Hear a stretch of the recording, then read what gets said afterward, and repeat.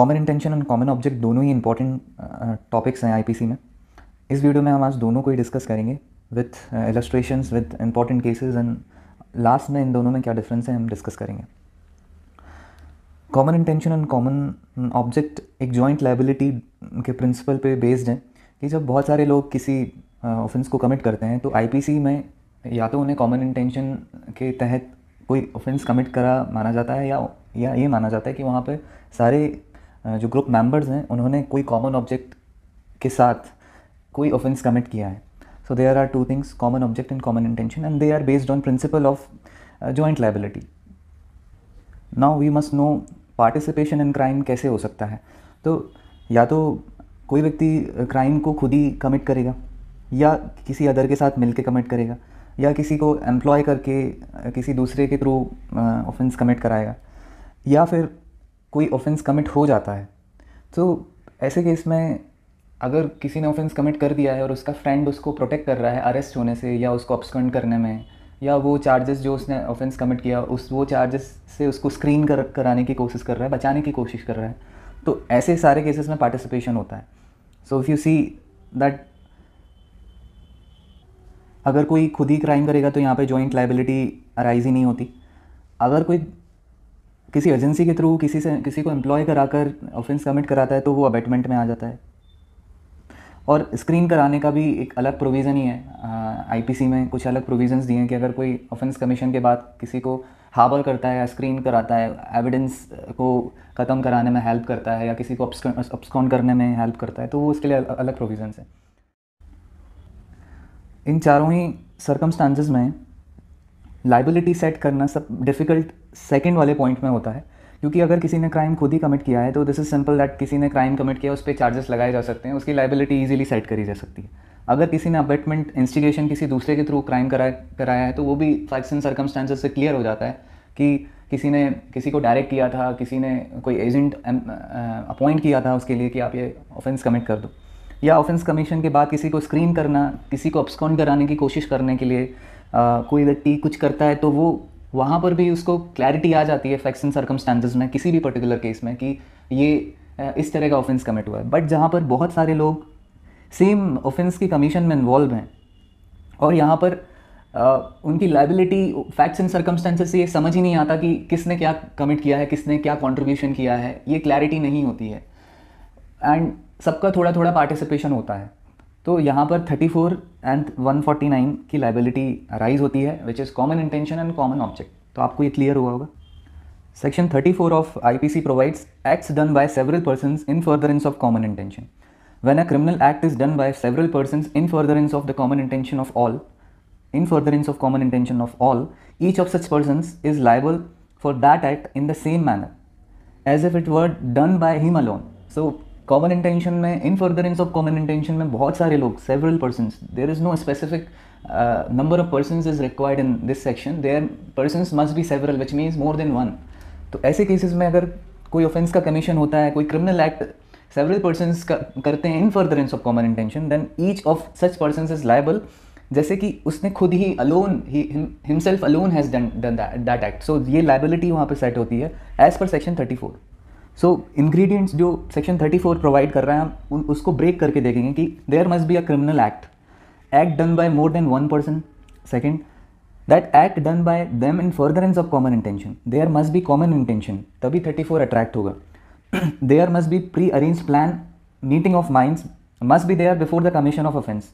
तो commission of offence के just पहले भी अगर वहाँ पे मीटिंग ऑफ माइंड्स है, जो भी लोग वहाँ पे प्रेजेंट है वो कॉमन इंटेंशन में कोई ऑफेंस कमिट कर रहे हैं, तो लायबिलिटी तभी सेट होती है जब वहाँ पे प्री अरेंज प्लान है, वहाँ पे meeting of minds commission of offence के पहले ही है।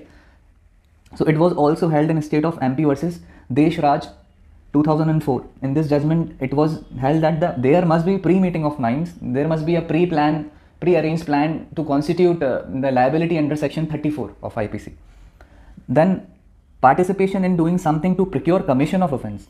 So there must be some overt act must be done by each member. There must be some sort of participation of all the members actively is important, except in some cases जहाँ पर facts and circumstances of the case के according vary कर सकते हैं, but most cases में participation expressly होना चाहिए हर मेंबर का.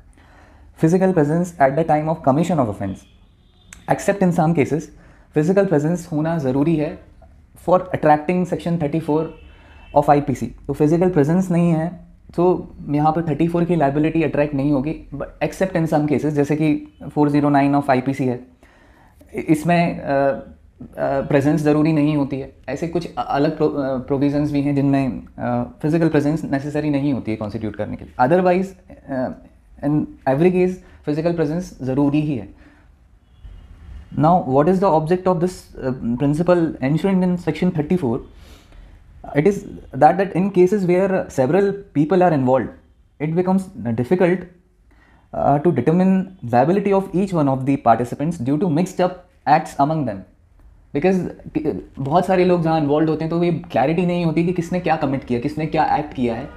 दैट्स वाई जो पार्टिसिपेशन होता है लोगों का, पार्टिसिपेशन उनका किसी भी वे में हो, but they know that they are doing in furtherance of common intention. That's why they are liable for the consequence of the act done by each member by the group.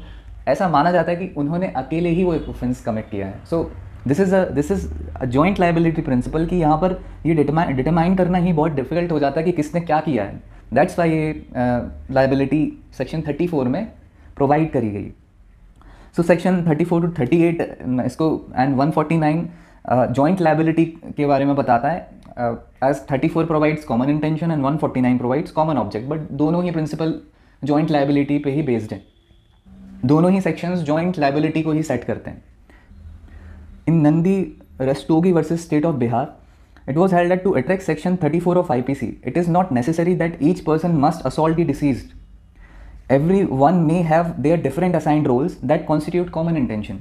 So it was clear through this judgment that हर किसी को assault करने की ज़रूरत नहीं है, हर किसी का participation कुछ अलग मैनर में हो सकता है, but there was common intention. But ये ज़रूरी नहीं है कि हर कोई हिट कर रहा है, हर कोई असॉल्ट कॉज कर रहा है डिसीज़ को. In Pandurang versus State of Hyderabad, it was held that several persons simultaneously attack having intention to cause death, and each can hit separately. Even in such cases, none of them would be forming common intention if there was no prior meeting of minds to form pre-arranged plan to commit that offense. So it was held that कि सारे लोग ही क्यों नहीं किसी disease को मार रहे हो, किसी विक्टिम को मार रहे हो, बट अगर वहाँ पर प्रायर मीटिंग ऑफ माइंड्स नहीं है, which is the necessary element required to attract the liability under section 34, तब वो लाइबिलिटी नहीं सेट करी जा सकती अगर प्रायर मीटिंग ऑफ माइंड्स नहीं है. Now Kripal Singh versus state of UP, in this judgment it was held that common intention में develop on the spot. On spot भी कॉमन इंटेंशन डेवलप हो सकती है, बट ये facts and circumstances of any particular case से ही पता चलेगा कि किस तरह से डेवलप हुई है. So but the thing is that कि क्वेश्चन ये अराइज होता है कि क्या स्पॉट पे भी डेवलप हो सकती है. तो इस जजमेंट के थ्रू ये क्लियर हुआ था कि येस, ऑन स्पॉट भी कॉमन इंटेंशन डेवलप हो सकती है. Now we will discuss two judgments, Barindra Kumar Ghosh versus Emperor and Mahboob Shah versus emperor. सो ये दो जजमेंट है जिसके थ्रू ये क्लियर हुआ था कि common intention and similar intention में क्या डिफरेंस है. सो हम इस केस को, इन दोनों केस को समझने के लिए इनके फैक्ट्स को पता होना ज़रूरी है, इसीलिए हम इनके फैक्ट्स पढ़ेंगे पहले, देन उसमें क्या हेल्ड करा गया वो डिस्कस करेंगे. सो इन Barindra Kumar Ghosh, a postmaster at post office, while counting money, several men appeared and ordered him to give the money, and suddenly they fired gun at him. He died on spot. Accused who fired ran away without taking money. One man who was standing outside as he was guarding the other co-accused, though he tried to fire through his pistol several times but did not hit anyone. He was caught and charged under section 302 read with 34. He took the defense that he didn't commit the murder as he didn't actually shot the deceased. He was held liable even though he didn't actually cause the death himself, but as he formed common intention with the other co-accused by pre-meeting of mind and plan. Privy Council held that even a person guarding the other assailants for procuring the commission of offence is participation in the commission of offence. Thus 34 of IPC shall attract. तो यहाँ पे clear करा गया कि कोई guard भी कर रहा है किसी अदर मेंबर्स को, इन फर्दरेंस ऑफ कॉमन इंटेंशन कोई ऑफेंस कमिट हो रहा है और कोई अदर मेंबर्स को गार्ड करने के लिए खड़ा हुआ है कि वो इजीली ऑफेंस कमिट कर पाएँ. एक एज अ वॉचमैन ऐसे केसेस में भी अगर उसने खुद भी कोई एक्टिवली कोई किसी को असॉल्ट कॉज नहीं किया, इंजरी कॉज नहीं करी, तब भी ऐसे केस में क्लियर किया गया प्रिवी काउंसिल के द्वारा इन अ वेरी पॉपुलर जजमेंट कि ऐसे केसेस में भी कॉमन इंटेंशन अट्रैक्ट होती है।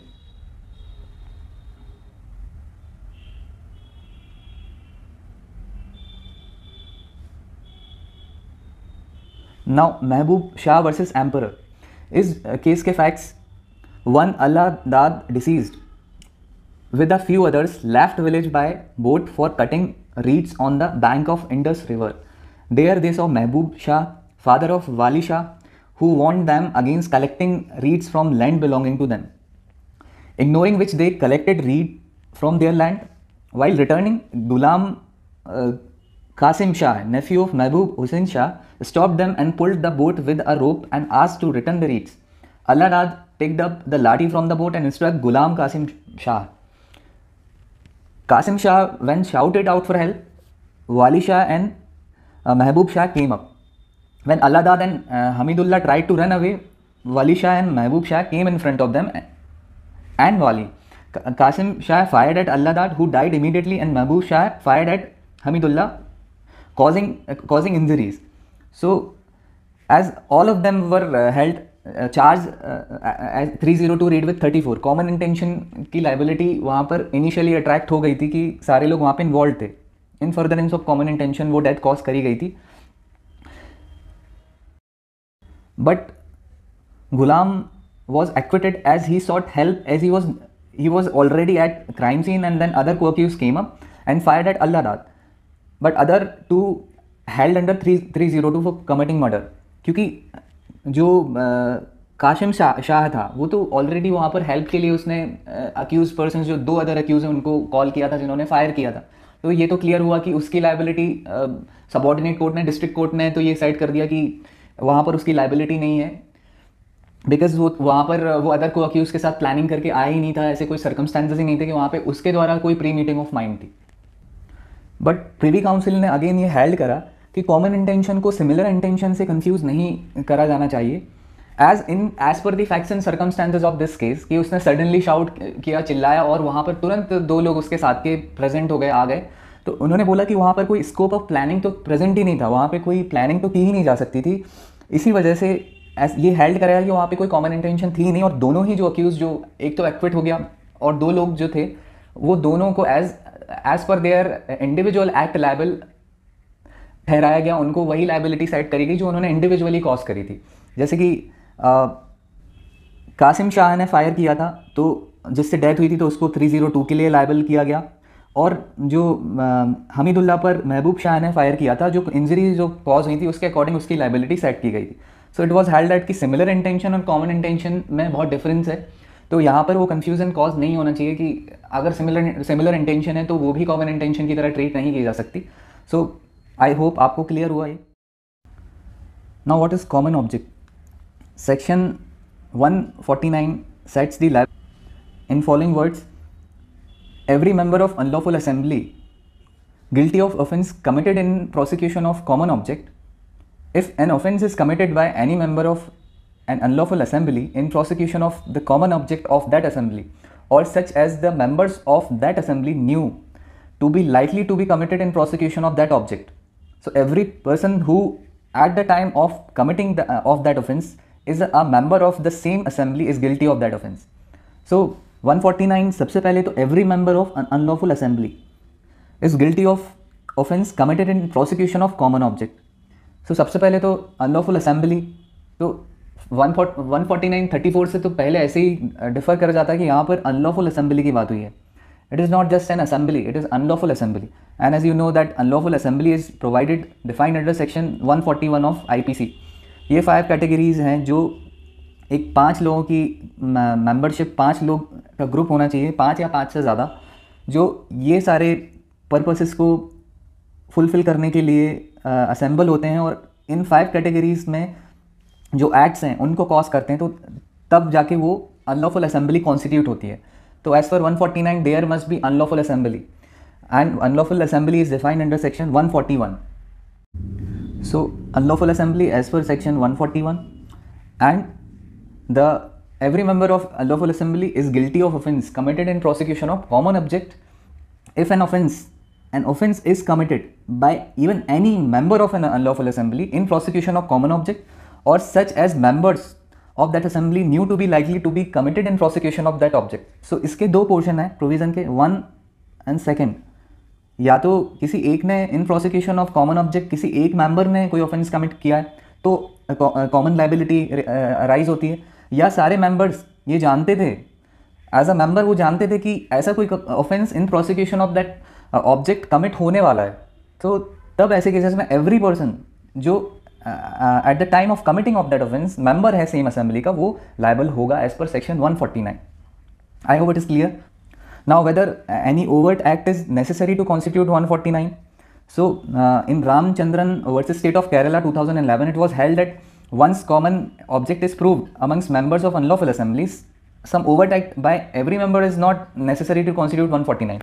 So, हर member के द्वारा overt act ज़रूरी नहीं है अगर वहाँ पर common object prove हो चुका है members का. Now, as we know that for liability under 149, the necessary number of persons is 5 or more. 5 और मोर होने चाहिए. बट ऐसे केसेस में जहाँ पर नंबर ऑफ पर्सन्स रिड्यूस हो जाते हैं during the even the proceedings, अगर 5 से कम हो जाते हैं तो ऐसे केसेस में क्या होगा. तो it was made clear in Ram Vilas versus state of Bihar, when the number of persons turns out to be less than 5 as some of them were acquitted, then section 141 will become inapplicable. But if there are some other persons unidentified और absconding, then as such persons are also liable for liability under 149, but they are absconding or they are not yet identified, then 141 apply होगा, 149 की liability attract होगी. So it is clear. Now we will discuss difference between 34 and 149. So in Virendra versus State of MP, the difference was made clear between both of these provisions, common intention and common object. So as section 34 provides common intention is not itself an offense.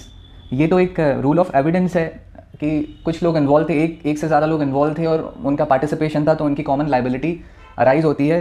तो so for example अगर 302 commit हुआ है तो उसके साथ 34 के साथ सारे लोग जो कॉमन इंटेंशन में जिन्होंने ऑफेंस कमिट किया है उनकी लाइबिलिटी अट्रैक्ट हो जाती है, वो लाइबल हो जाते हैं.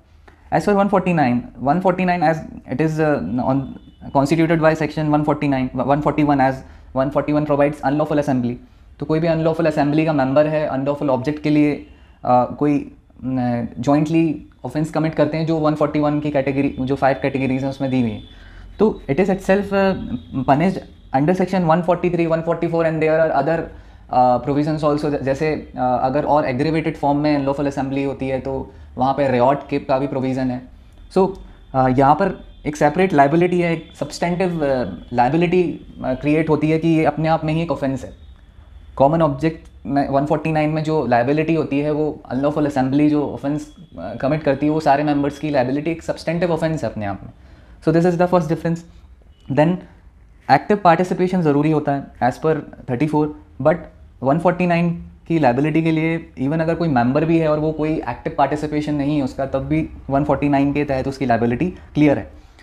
Participation of more than one member is required as it is given in the 34, but as per 141 जो common object में जो liability set होती है वहाँ पर minimum 5 members होने चाहिए.